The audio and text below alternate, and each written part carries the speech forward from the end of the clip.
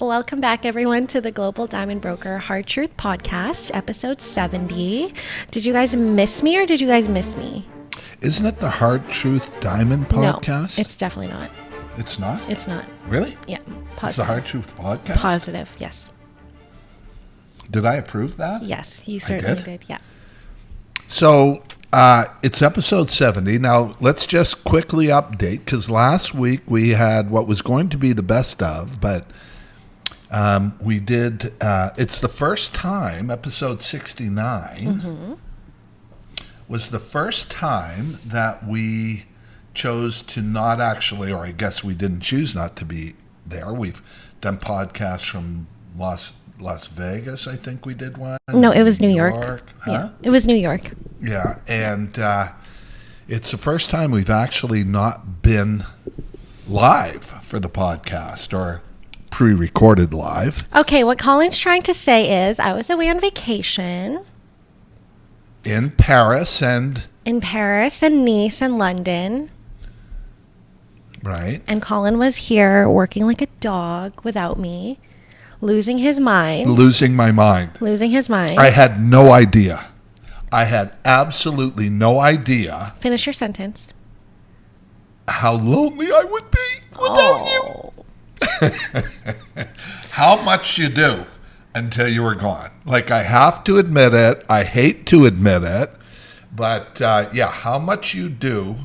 Now I understand why when people block me, they block you too. I'm nothing without you. Oh, hey? My daughter gets mad at me. She blocks me, but she blocks you too. So weird. I break up with my girlfriend. She blocks me. And blocks me. And blocks you too. It's so weird. I don't understand. So I've been researching the psychology of blocking, and it's quite fascinating stuff. But, I mean, go ahead.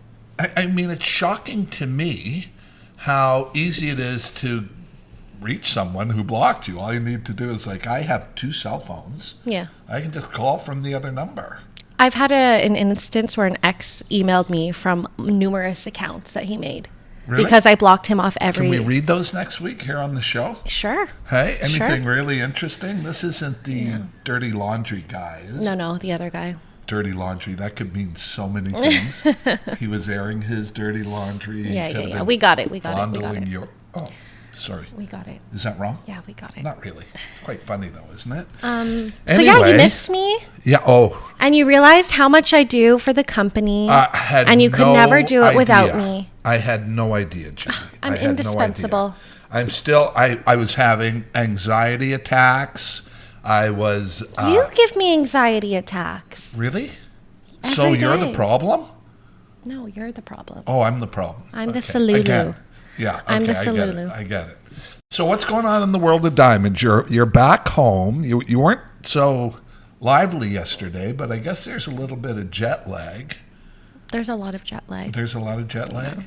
Yeah. I should take the week off. From your week off? You want? No, it was nearly 2 weeks No, it off. wasn't. It was a week and a half. But who's counting? Clearly you. Right. Oh, yeah. Yeah. For sure I was counting. It's okay. Mommy's home. So, anyway, so let's talk about a couple of things this week. Look, we've got to come back to a couple of things. Is the absolute decimation of the mined diamond industry. Now, what's interesting is everybody has their own terms. Some people like to call diamonds that come out of a mine natural, and some people call them mined. I am we are environmentally conscious, except for your recycling Okay, issues. let's not throw me under the bus. But I am taking your recycling out of the garbage and recycling. I'm working on it. Okay, I'm working on it. But literally, I call it mine because it's mining and it's environmentally harsh. And, we've talked about the issues that the industry's had with this sort of thing. And so environmentally, I call them mined. I don't think there's anything natural about mining. Okay. And on the flip side, that's a good point, because there are people in this world who call laboratory created diamonds synthetic. That's exactly it. Okay. And so I find it quite fascinating, though, when I read articles. And it was like the article that came out recently that was, who was the big, it was Reuters who came out with the article. And Reuters had gotten it wrong.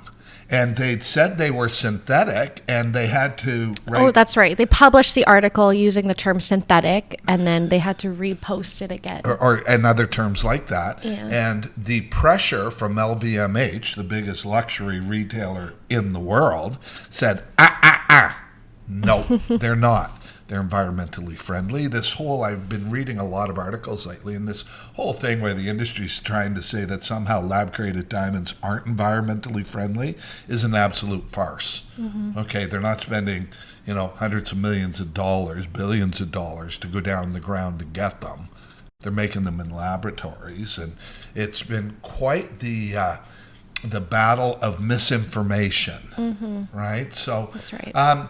So anyway, we have to kind of talk about that because there's some big news now about finally when the mined diamond industry is having stockpiles, a glut of diamonds sitting around. Finally, the industry is taking action against Russia and to Russian blood diamonds, which we've said for a long time, they're blood diamonds. I'm sorry.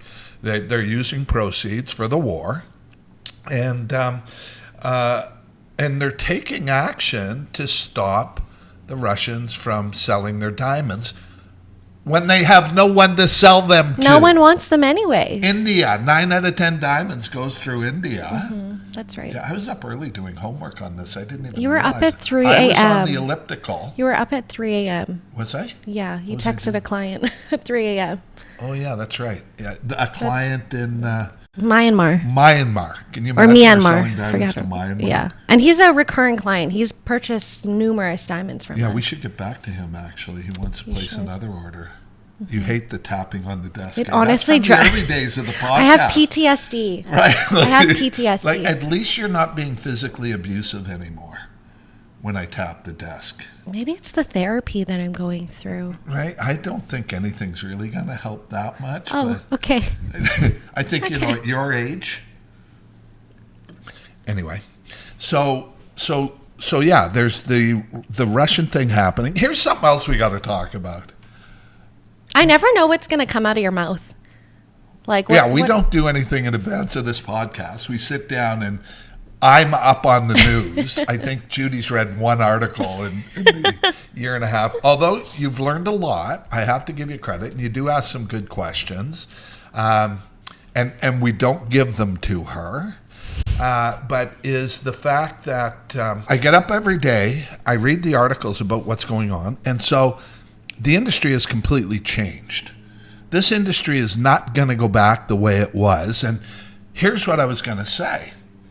The amount of jewelers who follow us to educate themselves on the truth of the industry. Look, we're diamond brokers. We want you to get the most beautiful diamond. The only return on a diamond is beauty. Look, I don't care what jewelers say about the soft tones or these clarities or that or what a deal is. A deal doesn't sparkle for the next rest of your lives together. A deal doesn't go out in the real world. The only return is beauty. The currency in the diamond industry is one thing. It's beauty. You want a return on a diamond, let it be the most beautiful in the room for the rest of your lives together. Right, because unlike anything else that the two of you ever own, it goes with you wherever you go. And if you ask any woman, like, what do you want in your diamond? I mean, I want a couple of things, but the ultimate return is beauty. Okay, but what are the couple of things you want? I was going to say size, because size does count in this day and age. More than ever. Right? I mean, because look, if you decide to get a mined diamond today, good for you for saying size counts. It does now. Even if you could say it before, that size doesn't count. And, I'm the one who says, look, there'll always be bigger. Make a note of this quote, would you? Hey, you over there. This is Pamela, our new in studio. Would you be able to make a note of this quote? Make a note of this quote. There will always be bigger. There will always be smaller. There should never be more beautiful. That's right. right? That's right. There'll always be bigger. But today, you're up against lab-grown diamonds where, again, the story yesterday, which we get a lot of jewelers going on about, like that guy that I just hammered yesterday. Yeah, I saw Have you that. seen them? Yeah. Like these retailers don't know. They've been spoon-fed their information by the diamond industry since they were little. They never questioned it. And today, I mean, when these guys start doing all the crying, laughing emojis, it's hysterical laughter. They don't know what to do. You're up against, it used to be a 100 or no. Then it was a 200 or no. That's right. Now it's a 300 or go fuck yourself. Oh, is that right? You can beep that, okay? But it's true. Size counts more than ever. We, and we're pro-choice. But it's hard for me to sit here and say, look, get a 1 carat, get the most beautiful, because it's even easier nowadays to get the most beautiful than a diamond that's come out of a laboratory than it is a diamond that's coming out of the mine. Well, now you can get both quality and size, and you're not hurting your pockets as much as you would in a mine and the diamond. paradigm of ownership. And here's another quote. It's not about buying. It's about owning. It's about owning forever. That's right. The only return is beauty. And we're about to make this very simple for people with Rare Rock. We're about to launch the first luxury brand in the world brought directly by a broker, the Global Diamond Broker, the cutest broker. You're talking about me, right? Yeah, that's right. I'm talking about you now. That's why I segued. Okay, I got a little carried away. Look, at the end of the day, the industry is never going to return to the old normal. So it's a new future, and we're leading the way. And it's interesting to me how far we appear to be in terms of our information and our knowledge. And here's the other thing. Our price transparency. Do you want the real quote, or do you want the bullshit that's been floating around the industry forever? Transparency, price transparency. You deserve it. You should have it. It's where the world is going. And remember, it's a trend. It's not a trend, I should say. It's not a trend. It's a lifestyle. This is where the industry is going. Laboratory created diamonds. It's not just a fad. It's not just a trend. It's not going away. It's a lifestyle. What's that guy's name? The actor, the famous actor that I was mistaken for in God. northern China. I hate to admit it, but Leonardo DiCaprio. Yeah. My face isn't as fat anymore but what does Leonardo have anything to do with what I'm talking about? You don't know. Leonardo is one of the first guys, the first celebrities into the lab-grown diamond business. He financed it. That's right. And now he and all his movie star buddies are embracing it. What's going on there? Sorry. What's it's happening? A little dusty. Like, what's going on? A little dusty. Okay, should I swat you like you do me, or is this the jet lag? Okay, let's move on. Or are you in your psycho? Let's move on. Oh, okay. Leonardo started it. He was the first celebrity in, and he started a laboratory and got involved directly to make these things. And here's another thing about this. I mean, you've talked in one of your TikToks about the celebrities that are wearing them. Who are they? There's Billie Eilish. I don't even know who that is. Give me one I know.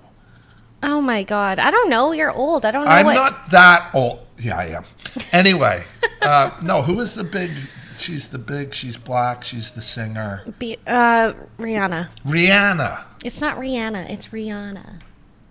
Riri. We call her Riri. Riri. Okay. Riri. Like, these are the celebrities that are endorsing these now. And why shouldn't they? And why wouldn't they? If you care about your planet. Yeah. I mean, you have to kind of think of it. Pamela Anderson. She was the big one. Sorry. She's a Vancouver Island girl. She is. Right? She's a Canadian. You knew I told you the whole story about her ex-boyfriend, Brian. Yeah. Very sad story. If you're Brian. But yeah, you can only imagine if these celebrities are endorsing this product. They do stand by it. Endorsing it, wearing it, yeah, standing behind it. And this is where this history of the diamond industry, it's been a very maligned industry because of the aspects of it that may be a little less than ethical. Even today, there's child labor involved in this, and goodness knows what's going on in Russia, but I can't imagine the Russians, but certainly anything out of Africa. And, De Beers just did a big deal, and I don't understand it yet, but we will, with Angola. And I think to protect this, they have to put on a certain face. But boy, right now, we got a text today about the fact that jewelers don't know how to deal with lab-grown diamonds because people, jewelers love to get a deal. They, if you want to sell your engagement ring, there's no secondary market. You either take them to pawn shops who have been decimated because guys are bringing in lab-created diamonds and no one can tell the difference. In that aspect of the business, it's no longer will they even buy them anymore. But jewelers, the same thing. And then you combine that with the news out of that movie Nothing Lasts Forever, that 20% of them in the market came out of a laboratory anyway. They've been in the pipeline for decades. I mean, it's a crazy, crazy business today. Anyway, so is there a place for natural diamonds? Yes, they're called Argyle pink diamonds. Why are you smiling? Because I called them natural? Yeah. Really? Because they are. Look, the mine right now, the mine took care. I'm a former, well, we're all a former, but authorized partner of the Argyle pink diamond mine because the mine closed in early 2020. And here's the thing about it is they're natural diamonds. They're certified. They're regulated. It's another place where there's some price transparency, but these are the most concentrated form of wealth on earth. And right now, what's going on at that mine is they're filling it in. The government of Australia is working to make sure that it's filled in and back to how it was before they were mined. That's a natural diamond to me. No child labor, no weirdness, controlled marketplace, controlled by a strong Australian government. And so those are good. But other than that, it's a crapshoot out there right now. I mean, when they started, and this was when I used to go to Perth, Australia and buy the diamonds directly. Diamonds directly. Isn't that good? That's good. Okay, because I owned Diamonds Direct at one point. So there's a place where you can look. But all this will be at Rare Rock.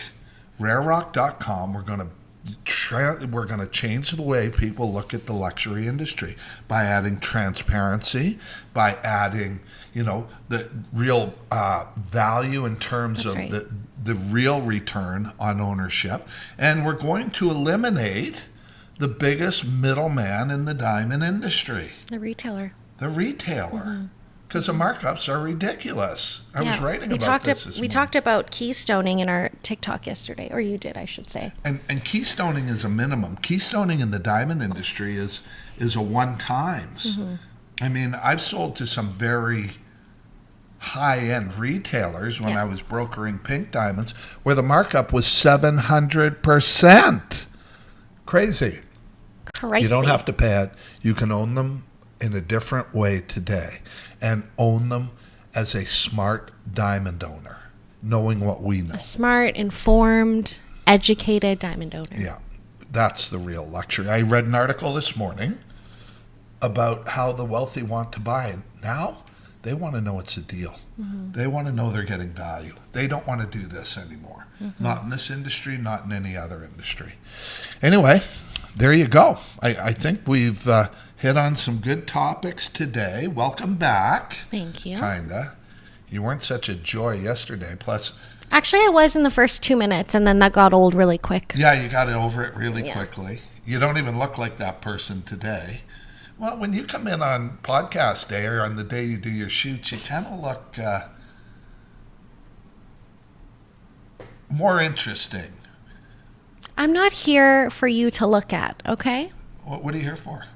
I don't know. Well, yeah, let's talk about that quickly, because so much last week, and I have to say thank you for this is podcast 70.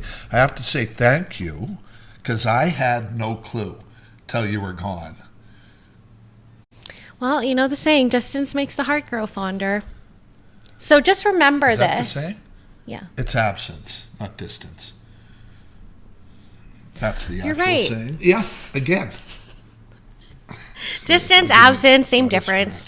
But you know what? Appreciate me more. Okay?